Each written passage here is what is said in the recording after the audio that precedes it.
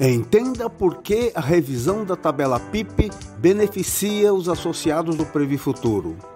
Campanha dos bancários reivindica melhorias nos planos da Previ e defende a manutenção do Banco do Brasil público. Por que existem fundos de pensão que têm déficits e outros não? E veja de que forma o governo financia o lucro dos bancos através da previdência privada. Essas são as notícias da edição 60 do podcast Associados Previ, que você acompanha a partir de agora, apresentado por mim, Lilian Milena, e por José Luiz Frari, o Coelho. Tudo bem, Coelho? Tudo bem, Lilian. Vamos começar falando hoje da importância da mudança da tabela PIP, que é a pontuação individual do participante no Previ Futuro. Ouça aqui a explicação do diretor de administração da Previ, Márcio de Souza, na última live dos dirigentes eleitos.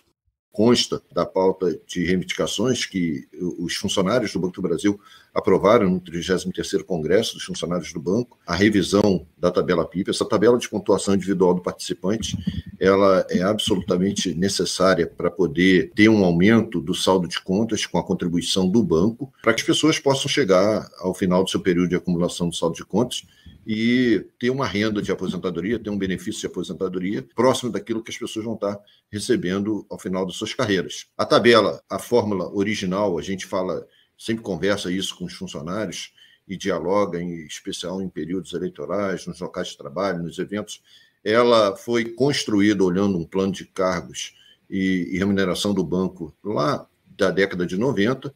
Esse plano não existe mais, ela tem algumas variáveis ali que não dialogam mais com a estrutura de carreira do banco atualmente. Por isso que as pessoas têm uma dificuldade de, à medida que evoluem na carreira, evoluir também na pontuação para poder ter uma contribuição adicional que tenha a contrapartida do banco. Então, é um tema muito importante para ser tratado. Nós, na Previ, atualizamos os estudos que nós fizemos já alguns anos atrás, já apresentamos algumas alternativas, atualizamos esses estudos e vamos estar à disposição, como a gente disse, para a representação da comissão de empresa, que esteve aqui entregando a pauta de reivindicações, nós vamos estar à disposição do banco e da mesa de negociação para dar todos os subsídios técnicos para que a discussão possa avançar.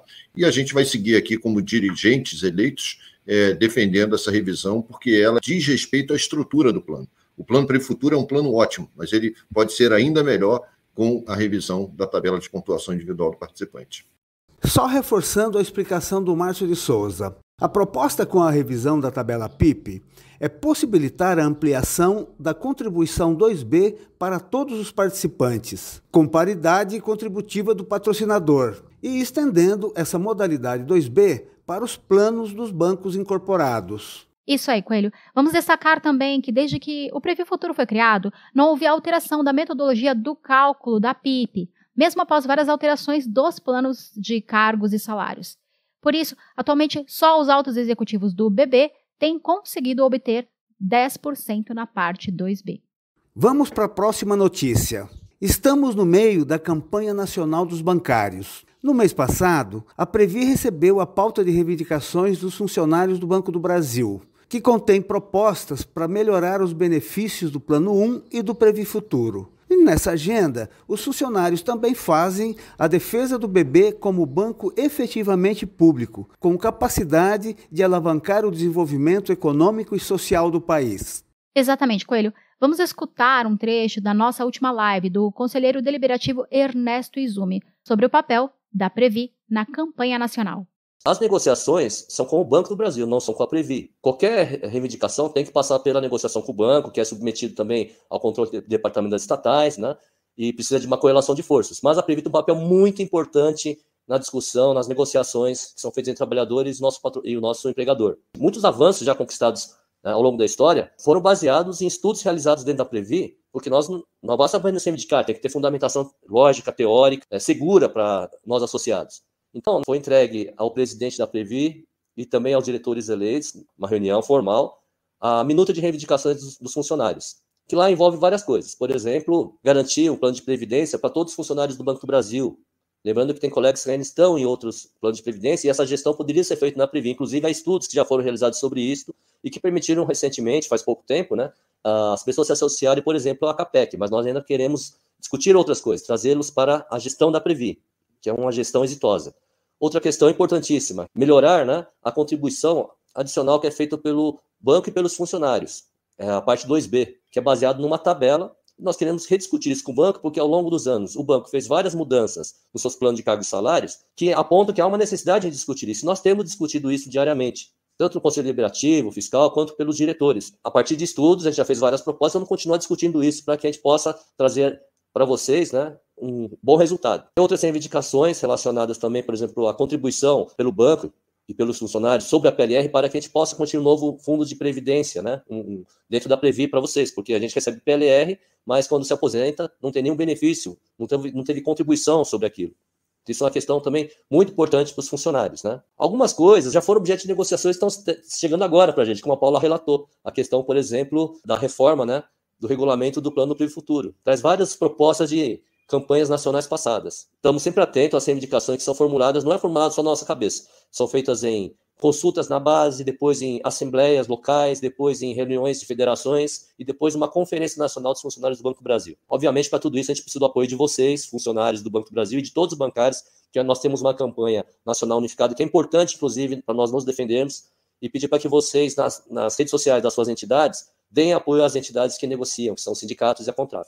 O conselheiro fiscal da Previ, José Eduardo Marinho, fez uma declaração importante sobre a defesa do Banco do Brasil público e também sobre a influência da campanha salarial na melhoria dos planos de benefícios da Previ. Vamos ouvir um trecho. Muitas das vezes, o único elo que chega na cidade do interior é um banco público. Infelizmente, de uns tempos para cá, esses bancos públicos eles vêm sendo cada vez mais sucateados, escanteados, tirados do mercado. A gente está sendo, de alguma forma, amarrado para ceder o mercado que a gente tão bem avançou ali depois de 2008. Com a crise, os bancos privados fugiram e quem ficou efetivamente garantindo crédito no Brasil foram os bancos públicos. E o Banco do Brasil teve um senhor papel muito importante nessa formulação do Estado presente. Infelizmente, de tempos para cá, a gente vem reduzindo a quantidade de funcionários, reduzindo atendimento, reduzindo presença junto aos municípios, reduzindo a possibilidade de negociações melhores com os municípios, com os microempresários, com os médios empresários, com os grandes empresários também, com a agricultura familiar, e isso é uma política, infelizmente, de governo, porque a gente é um banco de governo. A gente é um banco de mercado, mas que é um banco de governo e tem um papel muito estratégico naquilo que hoje é tão caro para a gente. O custo de vida cresceu muito e o custo de vida de alimentação cresceu enormemente. Todos no Brasil sentiram isso. Todos, sem exceção, sentiram isso. E isso passa de alguma forma, pelo esse modo que o Banco do Brasil foi retirado do mercado. Se você fizer a conta, quando a gente tem menos crédito, eu estou falando da agricultura que mais chega para a gente, quando há uma retirada dessa possibilidade do banco público fazer o que faz muito bem, chega tudo mais caro no nosso prato. E isso, infelizmente, é o que a gente tem visto acontecer e tentado, de todas as formas, resistir a esses ataques. Infelizmente, a resistência tem sido, muitas das vezes, pontuais. E aí eu estou falando porque várias empresas públicas estão sendo fatiadas por dentro. Eu estou falando dos colegas da Caixa Econômica que viram isso acontecer. Recentemente, as entregas das refinarias da Petrobras, a Eletrobras recentemente, e isso tem tudo um turbilhão que é contra a gente, e a gente precisa apontar, assim como o Ernesto falou aqui, nessa campanha salarial que a gente está no meio dela, porque campanha salarial, pessoal, também tem uma coisa que é importante para a gente aqui, e que a gente está falando numa live da Previ, que ela também influencia diretamente as nossas reservas matemáticas. E quanto mais a gente conseguir acima da inflação, a gente vai conseguir ter melhores reservas, e aí eu estou falando para todos os associados, principalmente os que estão na ativa do Plano 1 e do Previ Futuro. A abordagem dessa defesa passa por entidades organizadas e entidades fortes. Por isso, se você, colega associado da Previ, pudesse se inscrever, se filiar a seu sindicato, a sua associação, faça isso para fazer com que esse poder dessas entidades ele seja resgatado. Porque, infelizmente, com o governo atual, essas entidades foram muito atacadas. Vamos então para a próxima notícia? Por que existem fundos de pensão que têm déficit a cobrir e outros não? Se todos aplicam recursos no mesmo mercado financeiro? Essa é a indagação que Cláudia Ricaldoni e José Ricardo Saceron respondem em um artigo que publicamos nessa semana no site associadosprevi.com.br. Isso mesmo, Coelho. Essa questão é, obviamente, a que mais preocupa os participantes de fundos de pensão, porque se ocorrer um déficit, os associados poderão ser chamados a aumentar a contribuição, o que significa reduzir o benefício líquido da aposentadoria ou reduzir o saldo líquido. Exatamente, Lilian. Nos casos mais drásticos, a solução imposta pela empresa patrocinadora é extinguir o plano de benefícios deficitário e criar um novo plano de caráter financeiro, com benefícios reduzidos e transferindo todo o risco para os participantes. Bom, a Cláudia e o Sacerão apontam que os motivos que podem levar um plano a entrar em déficit são diversos. Entre eles estão o aumento de compromissos dos planos, subfinanciamento, baixa rentabilidade decorrente de condições do mercado e até mesmo má gestão dos investimentos. Eu vou ler um trecho do artigo, abre aspas. Prejuízos com investimentos provocam déficits e podem ser causados por mudanças profundas no mercado. Em 2020, por exemplo, o valor das ações caiu vertiginosamente, gerando déficit nos fundos que investem nesse mercado. O mesmo ocorreu em 2015, quando a bolsa caiu abaixo de 40 mil pontos. Em 2012, a taxa Selic real caiu para próximo de 1%, reduzindo drasticamente o retorno de títulos públicos de curto prazo. Fundos que aplicavam com todo cuidado neste mercado sofreram as consequências da perda de rentabilidade que gerou déficit. Fecha aspas. Sacerão e Cláudia destacam também que os planos precisam ficar atentos com o aumento da expectativa de vida da população. Quando a maioria dos fundos fechados foram criados no país, nos anos 1970, a expectativa média de vida dos brasileiros era de 54 anos. Em 2020, a expectativa estava em 76 anos. Além disso, como o retorno real dos investimentos tem caído, nos últimos anos, os fundos de pensão tiveram que reduzir a taxa de juros atuarial, que projeta o rendimento futuro das aplicações. Essa redução gerou déficit e a solução foi aumentar as contribuições para cobrir os ganhos menores que entrarão no futuro. Para se ter ideia, cada 1% de redução da taxa de juros provoca aumentos de pelo menos 10% no volume das reservas, exigindo aumentar as contribuições. Pois é, Coelho, essas são apenas algumas das causas de déficits em um plano de previdência. E a forma como esses déficits são solucionados depende da gestão de cada fundo. Tem entidades que recorrem à diversificação de investimentos para conseguir melhorar a rentabilidade, já outras continuam expostas às oscilações do mercado. Isso, Lilian. Vou aproveitar e ler um trecho do artigo. Abre aspas. Embora os participantes e a mídia, de forma geral, foquem nos déficits dos planos de benefício definido, os chamados BD, todas as questões listadas acima também impactam os planos de contribuição definida, o CD, ou contribuição variável, o CV. A grande diferença é que nessas modalidades, os participantes pagam os déficits sozinhos, quer pela redução de seus saldos de contas, quer pelo esgotamento antecipado de seus benefícios. Ao extinguir os planos BD e impor novos planos de caráter financeiro individual, os patrocinadores eliminam seu próprio risco e o transferem exclusivamente aos participantes, conclui os autores do artigo. Coelho, vamos para a nossa última notícia, que também é baseada em um artigo escrito pelo Saceron, dessa vez em parceria com o Marcel Barros, que foi diretor de Seguridade da Previ e hoje é presidente da ANAPAR. Nesse texto, que também está na nossa página associadosprevi.com.br, os autores defendem a extinção do benefício fiscal para a previdência aberta dos bancos, na chamada modalidade VGBL. A explicação para isso é que, através desse incentivo fiscal, o governo acaba financiando o lucro dos bancos, e não o aumento da poupança das pessoas que fazem essa aplicação. E Marcel e Saceron trazem dados que corroboram a afirmação deles. Para o nosso ouvinte entender o debate levantado de forma didática, eles apresentam a diferença entre os dois sistemas. Para começar, tanto na previdência aberta dos bancos, assim como a previdência fechada, patrocinada por empresas e órgãos públicos para seus funcionários, como a Previ, os participantes gozam do mesmo incentivo fiscal. Não recolhem imposto de renda sobre o rendimento das aplicações dos recursos dos participantes. Acontece que, enquanto os bancos objetivam o lucro, os fundos fechados não. Então, na previdência fechada, o retorno do incentivo fiscal é canalizado aos participantes, e isso aumenta o valor dos benefícios de aposentadoria complementar. Mas, no caso da previdência aberta, os bancos ficam com a maior parte do lucro gerado na administração dos recursos, embolsando dessa forma o que a pessoa recebe do governo no incentivo fiscal.